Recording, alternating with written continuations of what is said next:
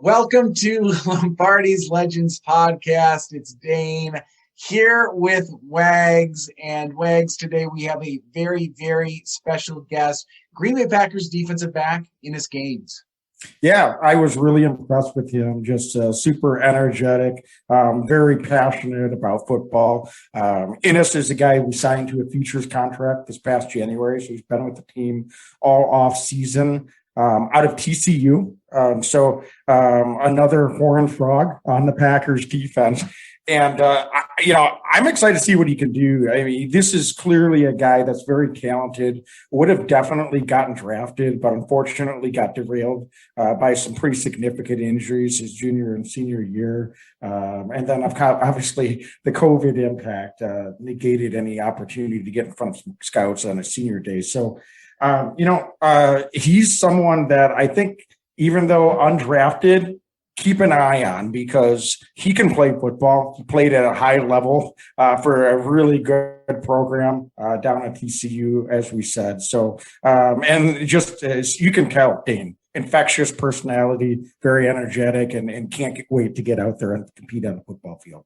Yeah, and, we talked about a lot with him, everything from his versatility on defense, his eagerness to play special teams and just compete at the NFL level and prove himself, and also personal life, right? Fatherhood and a lot of other stuff. He was open book. He was a really good guy. And that's what I love doing with these is talking football, but also getting a chance to learn a little bit more about the person underneath the helmet and shoulder pads. So folks, you don't want to miss this interview with Innis Gaines. Yeah, that's what it's all about, right? So we're here to try to give you guys a little bit behind the hood, so to say, what these guys are all about headed into camp. And Innis was just a pleasure to talk to. So, Dane, I think with that, let's get right to the interview. Yeah, so Wags, say it with me. Go Pack, go. Go Pack, go.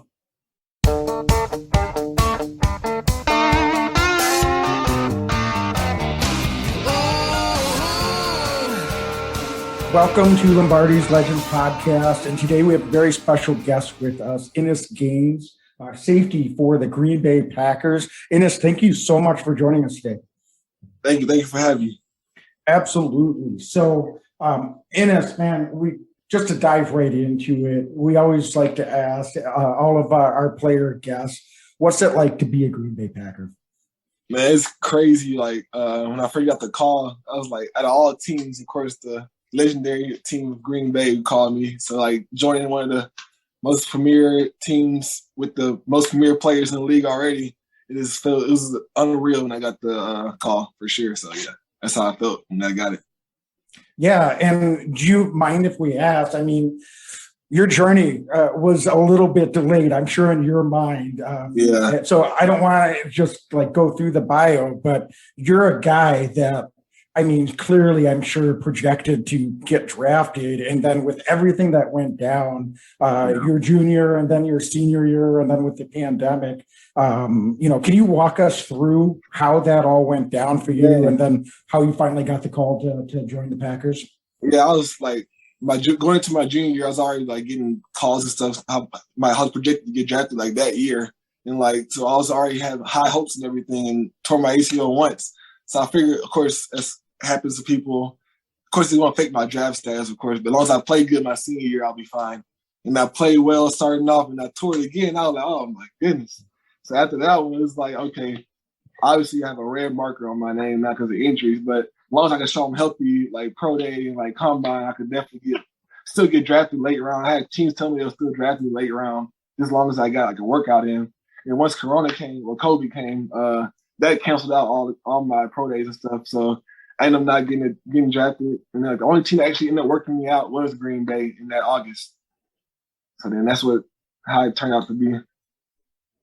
And then, so was there, something that they told you then in the workout, hey, stay ready, be ready for that call? Or we worked on in August. It was I was the only safety there. It was mostly corners, but I played corner in college too, so it was fine. And then when I worked out there, they said they're surprised that I could move as well as the other corners at my side and stuff. So they said I was easily the best guy there, as they told me and my agent. They said they'll definitely call me back in January because they're going to open up room for me. But I'm thinking everybody said they're gonna open. Everybody's gonna call me back, but they actually called me back late December, going into the New Year's. They told me they're gonna sign me. Then like January 1st or 2nd, I ended up signing. So how did minicamp go for you then? I know training camp's right around the corner as we're recording this, but we've watched a lot of film on you, basically anything we can consume. And the thing that sticks out, and I think that a lot of Packer fans are about to find out about you, is you're kind of a freakish athlete. You can move really well. So were you playing primarily at safety so far in minicamp? Or do they have you corner? I mean, I think you can play every position. Yeah, minicamp, I've been playing mostly corner and safety. I've been rotating day by day. I used to do both in one day. Like any drive, I could go in at corner or safeties, wherever coach needs me at. So like any day, I just gotta be ready to know plays for both positions, which I find it awesome and intriguing that they can fit me in anywhere. It helps me out. Obviously, trying to find a spot on the roster. So I don't mind it. I love it. I love my versatility. I love how they can see it early that I can do a lot of different things. So yeah, I'm excited. Yeah, and how are you feeling health-wise? I mean, that's the silver lining, I guess, from having that, unplanned extended time away from the game. Yeah. But did that allow you to take the time, do you feel, to really get strong and feel really healthy now? Yeah, that's a good point. Like, as time went on, I feel like it was a blessing in disguise because, like, my junior year going to my senior year, I recovered pretty fast, but obviously that was too fast because, like, I was trying to get ready for my senior year. I didn't want to miss out time with my guys, off-season workouts and stuff. So I was speeding the pace of going 2 workouts a day, like trying to get my knee back as fast as possible. So that's probably what helped the second injury again. So this little extra year off I had, I gained like 15 pounds of more muscle. Like I'm way stronger. I feel faster. My legs are bigger than they ever been. We did like the mass density test and stuff. And my legs were like super strong. They're both equal in strength and weight. So it was like I feel better than ever. Like back to normal, I feel better than ever because obviously when I was in college, I was like 19, 20 years old. I was young. Now I'm like 23, August 29th. So I feel like getting some more grown man strength. So I feel stronger than ever. That's great, man. We're excited about it. What's your impression, Ben, of the coaching staff so far? I know now you've had a chance to work with them a little bit. Man, I'm loving the coaching staff because Matt LaFleur often leans on player-led team. Like he often says that he likes player-led programs, organizations that's the most successful. And when it comes from TCU, like college in general, it's like coach's way or no way. Like basically everybody knows that. So it's like going towards change from that to like a player-led team where it's like we both have say, but obviously we respect each other and everything. Like he's not like he's not a mean person. I wouldn't say like he's not a mean person. He's like a cool guy. He's young, energetic. So it's like the atmosphere is great. It's like it's always fun, always laughs, never too mean, too stern. Everybody's trying to have one goal, which is be good, be great, but also have fun. Also enjoy the time we're here because like it's limited. You never know when you're gonna be done, so you might as well enjoy every day. Yeah, and you've got some familiar faces. You're not the only guy from TCU. Obviously, Ty Summers and Vernon Scott, college teammates. So obviously you're all in the league now, so you're independent of each other. But does that mean a little bit something extra to be able to share a connection with those guys? With the other guys on the team about how TCU obviously is like the best because we have all the TCU guys on defense. So we often joke about that, and it's just fun like seeing like Ty and Vernon for like the last 5 years now going up for how much more, especially Vernon because like we've been in the same DB room since we were freshmen at TCU.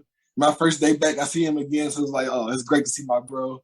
I felt comfortable. It wasn't like nervous or anything. Cause I know Vernon had success last year, and we did the same stuff in college. So I'm sure I can have my success too. That helped me feel like more at home, just having my guys there, Ty and Vernon. That's so cool. That's so cool. And what's your impression overall? Some of the guys on the team. Obviously, I think I do feel like you had a bit of a leg up as well, kind of getting involved in the program when you did, kind of getting that futures deal before the rookies come in. I feel like I don't want to put words in your mouth, but coming in there late December, early January, you kind of are able to get around the tradition of the team, see what the vibe is while the team's still in the playoffs at that point. Yeah. I'm going to have to mention that Reggie Bingleton, too. Like, he's from my hometown city. We're from the same city. So no kidding. Yeah, that's another familiar face right there. But, yeah, getting here was exciting December, January. We got to get in the early OTA meetings and stuff, like, before we even showed up, like, the plays and Zoom calls and stuff, learning the coaches and the players, getting beat by other teammates.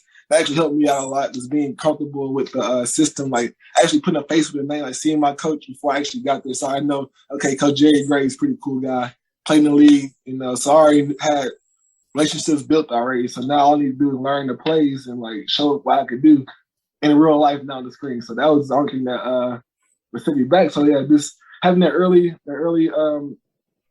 introduction to the team was great. Learning the vibes, learning how much they love to win. That's all they want to do is win, keep the ball, win the North. So I love that. Like I love winning. I'm trying to win my first playoff game, so that'll be great. I've never won a playoff game in my life, so I'd love to do that. That'll change soon, we hope, man. Yes, I would love to do that. Yeah, and Innis, you alluded to it earlier, but it's no secret, as an undrafted guy, you're fighting to make the roster. Is there anything in particular that you're doing as a blueprint, or that the coaches have said, hey, you do this and you follow this plan and play to your ability, that's going to give you the best chance to make the roster? Because listen, the Packers have a long and recent history of keeping guys that are either not drafted or drafted very late. So they're one of the teams that they'll back up the talk and say, it doesn't matter where you're drafted. They will put the best 53 guys out there. So just kind of curious if there's a particular path or a plan that you're trying to follow, you think, to make that happen. No, that's not really. They haven't told me like what I need to. They told me what I need to do, which is like run the plays. Obviously, because I have the talent and everything already. Like, we already talked about how like my process and everything, how I got here. Like we know I can play football, but it's that I got to show that I'm healthy and keep doing it, which is like no issue to me. And like obviously, like you said, the guys can play. Like they don't care whoever can play, which is like evident with KB, Chris Barnes. Like when I first got to Packers, we talk about it all the time. Like, bro, if you can play, you can play. Because he ended up starting for the defense, and he was undrafted last year. So it was like it gave me more hope, more inspiration to keep working hard every day. Like some teams you go to, you're not going like, all right, you're not going to play ever. Like you no matter what you do, you're not going to play. Whereas Packers, they tell you like, look, you have preseason to show, you have all these practice and stuff. If you want to play, the best guys gonna be out there. So you just gotta do your part. And that's all I need is a chance to do my part. So I'm ready to show. Love it. And in addition to defense, where I think you can make a real impact, just your athleticism. I know I mentioned it, but I don't know if you have much experience on special teams, but Wags and I were talking before you jumped on, and I was like, I envision you flying down the field and smoking dudes. So is that something that you have experience with? That's something you're going to do? That's how I got my start at TCU. Actually, like my freshman year, it's like all I did was smoke guys. So when I got my playing time, after that, I had to stop. Obviously, once you start playing a lot on defense, they take you off special teams. But that's where I got my first little shine was ever with just running guys over, kickoff, flying down on punt, blocking, catching punts, saving the ball from the end zone. I love doing all that. That's my favorite play, actually, like catching a punt down at the 1 yard line. I love doing that. It's like my favorite thing to do on special teams. So. Yeah, I don't mind like starting off from the bottom and just grinding all the way to the top. I love special teams. Football is football. I was trying to get out there, hit somebody, do something. Oh man, I'm hyped. I want to go play, Wags. Do you think? I know. I wasn't into special teams myself, but I mean, it takes a special mindset, right? I mean, you almost got to be a little nuts to be flying down the field sometimes, don't you? Right? Like, for sure. For sure. So, just to kind of like transition away from football for a moment, can you, if you don't mind, maybe share a little bit of your journey to the NFL? And we're talking like maybe like before football. So who are you as a person off the field? And what's that journey been like for you, as you kind of reflect back? First and foremost, I'm a father to my 2 children. I have Aiden and Gianna. They're my daughter and son. And I just raised them with my girlfriend. And we've been doing that for Aiden's going to be 3 in August, right before the Texans game. And Gianna's 6 months right now. So that's like my main off the field goal. Just be the greatest dad ever and best partner. So just be supportive to my family. And I had Aiden obviously going into my junior year. So yeah, that was big for me. Just more ways to focus and stuff. And that's basically my main time off the field is really playing with my children and also playing Xbox. I ain't gonna lie, I play Xbox a lot. I like playing Madden and Call of Duty and stuff like that. That's my go-to games right there. But yeah, that's basically what I do off the field. Just hang out with fam. That's so cool. And how, parenthood changes a person. So, did you mentioned some focus? Is that, and I imagine some patience along the way as well. Oh yeah. With two kids. Yeah, I was 19 when my son was born, about to be 20. Like we were in fall camp, like literally in camp. So I had to learn how to focus for real because I was going into my junior year, trying to make a pivotal change in my college career and try to be a father, which is a pivotal change in your normal career, like your normal life.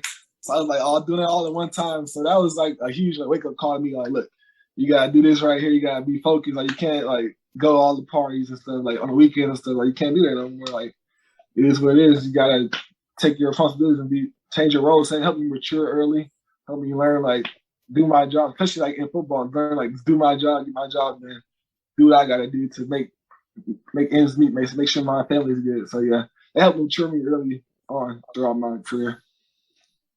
Yeah, I mean, any edge you can get, right? Like that's a very legitimate edge to have from a motivational standpoint. For sure. No doubt about that. So I don't want to make it sound like that's not that's important, number one, right? Family. But a lot of guys that are, coming into the league, they're not really having that responsibility. Yeah. So I would imagine that's giving you even some extra motivation. Yeah, every day seeing them, like I want my son to say my dad is like an NFL player, like not just an NFL player, like an NFL star one day. Like, oh, that's my dad right there.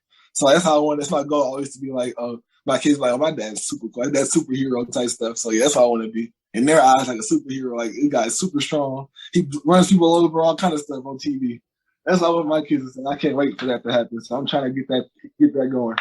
We love it. I mean, the opportunity is going to be there this year.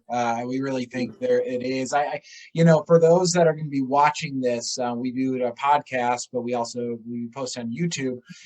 We can't ignore the nickname, man. Yeah. Can you explain where that comes from? Because we love Thump. We're going to be calling you Thump going forward.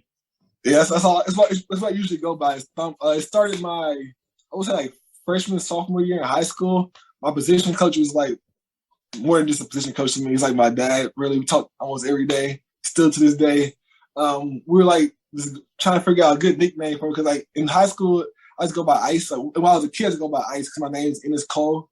So my family called me just Ice because Icy, almost ICG. So they called me Ice my whole life. But then like when I started playing like defense more often, because I stopped playing offense when I got like 6'2". I was an athlete, but I started doing both sides of the ball because I could do both sides of the ball, and I started like thriving at safety wise. And I forgot, I would say like Ha Clinton Dix was like big at Bama or something right now. And like, he was like, "We need you to get a nickname. What's your nickname gonna be?" What do you? He's like, "You hit hard. What should we call you?" And he was like, I don't know. He was like, Thump. It was two thumps at first. I was like, so at first it was Thump. I was like, nah, I just gotta keep it Thump, keep it simple. All my friends, like, they love the name. They're like, oh yeah, we love Thump. And then they just start changing just the singular Thump, like Versatility Thump. So after that, it just stuck with me. Just keep hitting people, keep my name. That's all I gotta do. Man. Well, I'll tell you what, when the weather turns in Green Bay, it's not cold up there now, contrary to what many might think. But when that weather turns, once we get into October, November, I don't think the opposing players are going to like being run down by Thump flying down the sideline, man. So, like, I'm looking forward to that. I'm ready to show why they call me Thump for sure. I'm ready to show it for sure. Listen, we want to be mindful of your time, but I always like to ask this question. We have special guests, and the question is just, what kind of music are you into? Are you a music guy? You mentioned Xbox, but what gets you hyped before games? What are you listening to just day to day? Because, I feel like everyone we talk to has like totally different stuff going on. So what are you into? Man, I listen to all kind of stuff, really. But I usually like do different modes before the game. Like before the game, like maybe like an hour before the game, I listen to like my hard pump up stuff. But like throughout the day, I listen to like literally anything. My favorite track would be like one of my songs from Friday Night Lights, like one of the last tracks. I can go to it's on my phone right now actually. The song is Your Hand in Mine. I like that song a lot. It helps me like calm down and stuff, like in my mind. I can like envision my plays and stuff. It's like a long, like 7-minute song. So like I was envisioning like what I'm doing and stuff, like what I'm gonna do throughout the day, like kickoff, punt. All right, I'm a man coach. I'm going to break on this hour. I'm going to catch a pick, go to the crib. All that. I just think about all that throughout the whole like bus ride to the stadium, whatever we're doing. Like right before the game, obviously I put on like the pump up stuff. Like listen to Ride Wave, Lil Baby, Lil Durk, all those like hip hop guys that are hot right now. I listen to all those guys to get me pumped up. Like I listen to different things throughout the day. Sometimes I listen to gospel in the morning. It just depends, like whatever is where I wake up to. Sometimes I go on YouTube and like wherever let it play, and it just goes to play random stuff. I just listen to it. But yeah, we should like an hour before the game, I get my pump up going, get my mind right for sure. Love it. Well, that's great. And like Dane said, we know, you gotta. You gotta talk. Dane, I don't know if you had any other questions. I do actually. I mean, listen, Thump, the number. You were 6 in college. 38 now. Yeah. Any significance to that? What's the process to get that? Or they just say, hey, welcome to the team. This is what you got. No, I know 38 is a legendary number. Now, I know about 38, so I'm honored to have it. I'm trying to keep it and wear it good. But no, they just gave me the number. For what I know, they just gave me the number. I don't know if it's for a reason, but hopefully I think it's for a reason. But yeah, I've been wearing 6 my whole life, basically. So when I got here, obviously JK is number 6. So maybe one day I can buy it off him when I get very rich or something. or whatever happens. But yeah, right now I'm loving 38. It fits me. I feel like I just like it. Looks good on me. Everybody says it looks good on me. So they just gave it to me really. I couldn't ask for anything. So I'm not mad about it though. It's a legendary number in Green Bay. So I'll let it keep it on. Are you so you're going to be right now, again, for those listening, we're recording just days before training camp here. So you're going to make the way up. And what's your impression of the city so far from the time you've spent in there? Well, I'm from a small town called Beaumont, Texas, which is like 110,000 maybe. So it's like Green Bay's smaller than that. So I was like, when I got here, I was like, I don't know what I thought Green Bay was going to be in the first place. I don't know what I thought it was going to be, but it definitely was not what I thought it was going to be. Which is like, but I felt more at home because like I'm from a small town. Like this is like what I do daily. Like guys go fishing and stuff. That's all we do at home is go fishing and stuff anyway. But yeah, Green Bay is like a small, close knit city. Like you wouldn't believe that stadium gets filled with Green Bay fans. Like from like the way it looks. Like nobody lives out here, but obviously people do. Like all the fans there, the fans are like unreal. They're there every day of OTAs. Like every day they're outside the gate waiting for us to come in, say hey, whatever. So I know training camp is going to be vivid with people every day. So yeah, I love the city so far. This feels like smaller home. Nothing too much different. There's no seafood really. Yeah. No southern seafood. That's the only thing I'm missing out is the Cajun seafood. Other than that, it's like right at home really. Nothing crazy. I was going to ask too, and I didn't make the assumption that you and Reggie knew each other, but I mean, I did notice that you're both from Beaumont.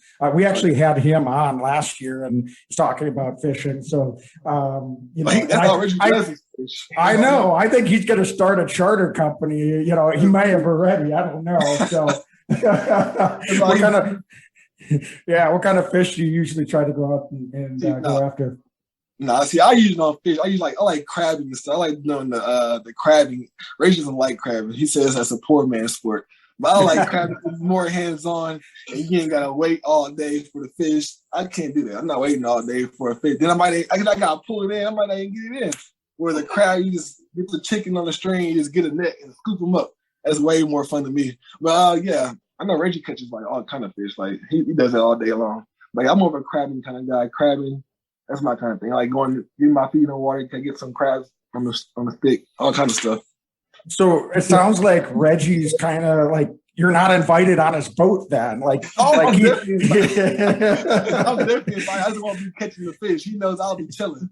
That's his thing right there. I'm just there for the good time for sure. That's so good. That's so good. So listen, got one more question for you. You've been so generous with your time. Just going into the year, we kind of touched on it tangentially, but what's your goal? What makes this season a success for you? Man, my goal honestly is just like solidify myself on the team, not like in the league. Like that happens. I just want to solidify myself on the team. Like let the guys know on my team. I know I have guys on my team that are great players.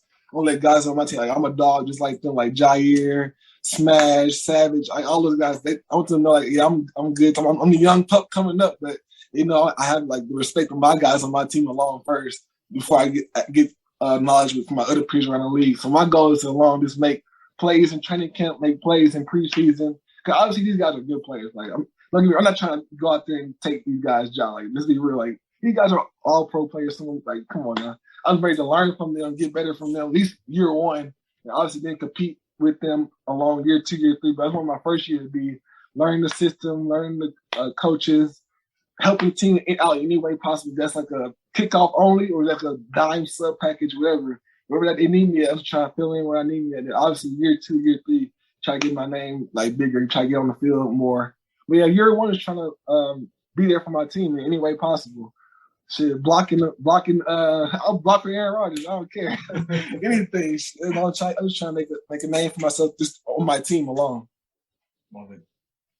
Well, we're certainly going to be rooting for you, man. And I'm super excited to see you out there on the field, in camp, in preseason, and beyond. So I think we really appreciate you and coming on, Pod. And I think one thing we always ask before we let you go is if you can give us a hearty "Go Pack Go."